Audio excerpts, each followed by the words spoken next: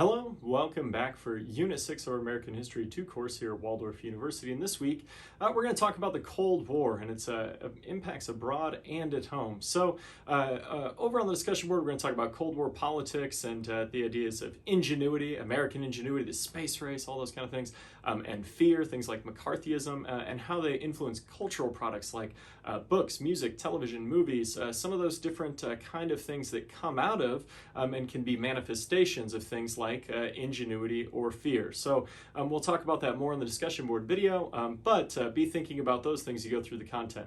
You also have the Unit 6 assessment to contend with this week. It's got some date matching, which you should be pretty familiar with by this point. Whereas you go through the chapter, make sure that you're filling those in so you don't have to go back and redo the work, but it's just going to give you a barometer of kind of understanding of the timeline as things are happening. There's a lot of things happening 1946 to 1960 in the time period we're looking at during the onset of the Cold War.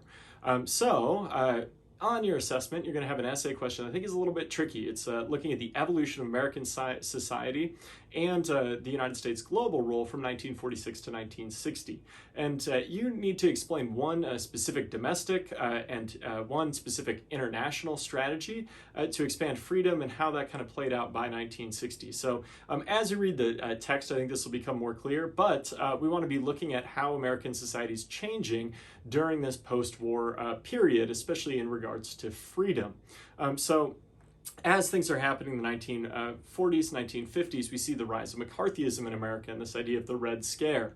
That's going to be incredibly important. We also see all sorts of different domestic or international strategies. Like if we think about in the Cold War context, one of the international and domestic strategies that we can see crossing over is the idea of the United States wanted to be kind of a nuclear-ready power. So we see a drive for new technologies. We also see a new infrastructure like the Eisenhower interstate defense system of highways that changes lives for people radically in the United States. I think about I drive to Forest City every day on Interstate 35, and that's a legacy of kind of this Cold War need to be able to evacuate cities throughout the country rapidly. So we can see maybe the international and domestic blending there. If you have questions on some of the stuff, make sure you're reaching out as we move through the week and as you kind of start to formulate your ideas to put into this assessment if you need to.